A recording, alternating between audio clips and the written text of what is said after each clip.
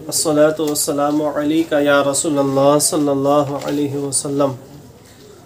मोहतरम नाजरीन व सामईन, मैं आज आपको बिल्कुल अलग और थलग दावतनामा, शादी का जो ऐलाननामा है, दावतनामा है, वो दिखाने वाला हूँ। आप पहले देखिए, उसके बाद आप सोचिएगा इसमें ख़ास बात क्या है।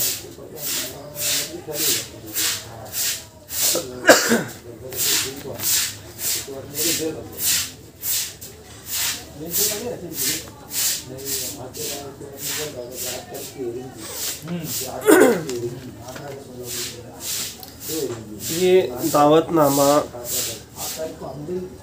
जो है 18 रबीउल अव्वल 1443 यानी 25 अक्टूबर 2021 की शादी का ये दावतनामा है। और ये शादी बमकाम मस्जिद अकबर ख़ान कोतवाली मुजफ्फरनगर यूपी इंडिया। ये शादी 25 अक्टूबर को हुई है। लेकिन इसमें जो नोट लिखा है, शादीनामा यानी दावतनामा जो है आप बहुत छपाए होंगे, देखे होंगे, आपके घर में दावतनामा बहुत सारे आए होंगे, लोग भेजते हैं, छपते छपाते हैं। लेकिन इसमें जो नोट लिखा है वो देखिए क्या लिखा है। ये शादी हज़रत मौलाना सलाहुद्दीन सैफ़ी नक्शबंदी मुजद्दिदी के दो साहिबजादे, दो शहज़ादे की शादी है। लिखते हैं नोट, मेरे मुतअल्लिकीन व रिश्तेदार और दोस्त अहबाब असर की नमाज मस्जिद अकबर ख़ान कोतवाली में पढ़ने की कोशिश करें और बाद नमाज खुतबे निकाह को सुने जो कि वाजिब है, और दोनों ख़ानदानों के लिए दुआ फरमाएं। फिर लिखते हैं दुआ के बाद शीरनी लेकर मस्जिद ही से अपने अपने मकाम को यानी घर को रुखसत हो जाए। अक्ल शुर्ब यानी खाने पीने का कोई इंतज़ाम नहीं है। नीज़ कस्बा कोतवाली से बाहर रहने वाले रिश्तेदार, दोस्त अहबाब सिर्फ़ इस निकाह में शिरकत के लिए सफ़र करने की ज़हमत गवारा ना फरमाएँ। अपने मकाम से ही बच्चों के लिए दुआ फरमाएं, क्योंकि कई बार सफ़र के अंदर फ़राइज़ दाव पर लग जाते हैं जो बिल्कुल मुनासिब नहीं है।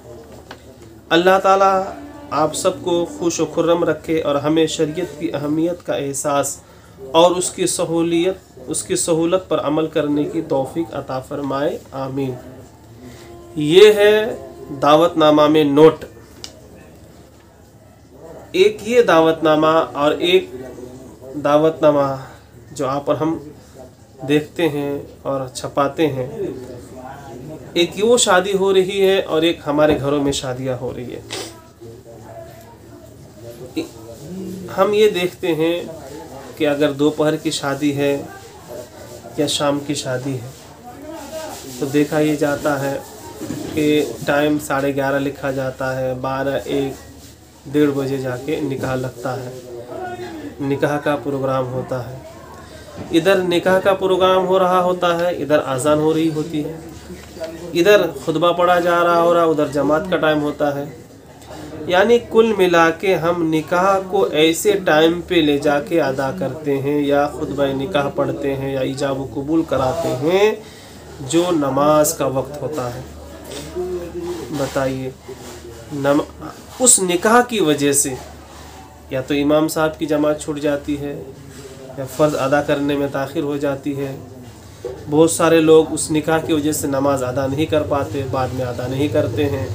बहुत सारे लोगों की जमात छूट जाती है जो बाद में अदा कर लेते हैं। यानी निकाह को टाइम पे ना करने की वजह से हम बहुत बड़े गुनाह में मुलव्विस हो जाते हैं, बहुत बड़े गुनाह के हम मुर्तकिब हो जाते हैं।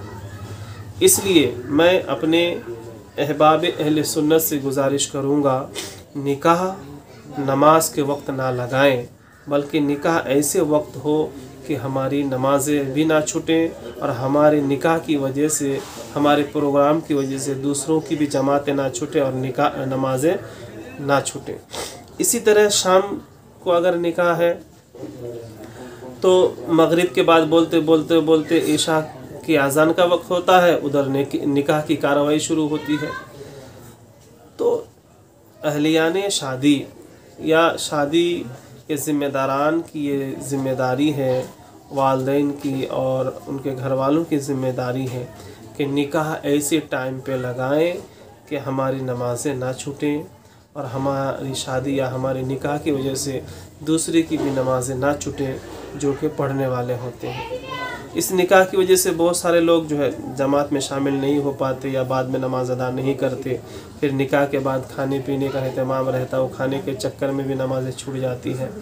इसलिए निकाह ऐसे टाइम पे करें, ऐसे वक्त में करें कि उस निकाह की वजह से किसी की नमाज ना छूटें।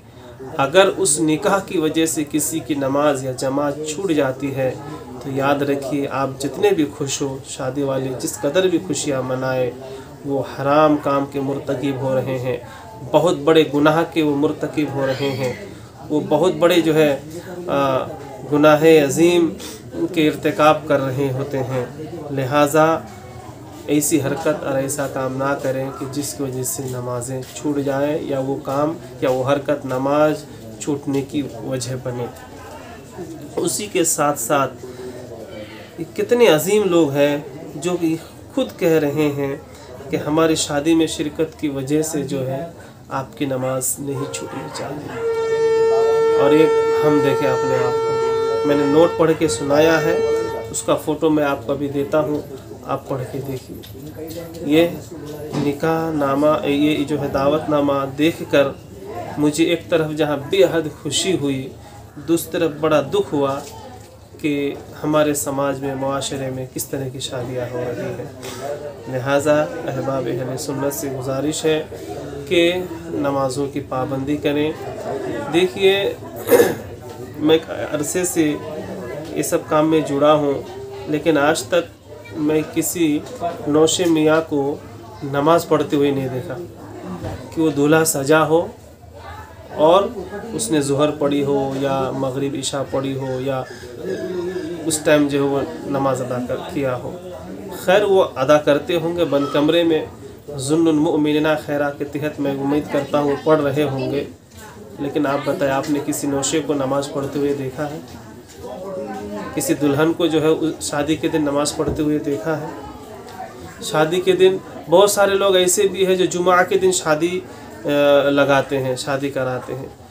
बहुत सारे शादियों में मैंने देखा कि जुमा के दिन दोपहर की शादी होने की वजह से, निकाह खाने का प्रोग्राम दोपहर का होने की वजह से बहुत सारे लोगों की नमाज जुम्मा छूट जाती है। ज़रा अंदाज़ा कीजिए कि हम कैसे मुसलमान हैं कि एक शादी के चक्कर में हम कितने फ़राइज़ को छोड़ देते हैं। क्या अल्लाह उस शादी में खैर अता फ़रमाएगा? क्या अल्लाह ताला उस शादी में रहमत व बरकतों का नुज़ुल फ़रमाएगा? हम फ़र्ज़ों को छोड़ देंगे और बाद में फिर रोते रहेंगे कि ये ऐसा हो गया, वैसा हो गया, ये हो गया, वो हो गया है। काम ऐसा करो कि अल्लाह की रहमतों का नुज़ुल हो, काम इस तरह किया जाए कि अल्लाह की बरकतों का नुज़ुल हो। हम फ़राइज़ को छोड़कर अल्लाह को नाराज़ करके हम जो अल्लाह की रहमतों की उम्मीद बंधे हुए हैं, ये उम्मीद बेकार है। हम अल्लाह को नाराज़ करते हैं और फिर अल्लाह की रहमतों की जो है आस में बैठे। अल्लाह करीम हम तमाम को शादी को सुन्नत के दायरे में अदा करने की तौफ़ीक़ अता फरमाए। और एक चीज़ मैं अर्ज़ करना चाहता हूँ, लोग हज को जाते हैं, हज की ट्रेनिंग लेते हैं, उम्रा को जाते हैं, उम्रे की ट्रेनिंग लेते हैं, कोई और दुनिया का काम करता है तो उसकी ट्रेनिंग लेती है, वो सीखता सिखाता है। क्या कोई नौशा शादी के बाद की ज़िंदगी ट्रेनिंग लेता है, मियाँ बीवी के हुकूक जानने की कोशिश करता है, इज़्दिवाज ज़िंदगी कैसे गुजारनी है, क्या उसकी ट्रेनिंग लेता है, सीखता है? क्या कोई दुल्हन को इज़्दिवाज ज़िंदगी के मसाइल व फ़ज़ाइल बताते हैं? क्या दुल्हन जो है ससुराल वालों के हुकूक, सास के हुकूक, ससुर के हुकूक, देवर के हुकूक, जेठ जेठानी के हुकूक, अपने शौहर नामदार के हुकूक जानती है, सीखती है? नहीं। क्यों? मैं अर्ज़ करता हूँ और कहता हूँ सबको कि शादी करने से पहले शादी के मसाइल और फ़ज़ाइल, हुकूकुल्लाह, हुकूकुल इबाद को अच्छे से जानो।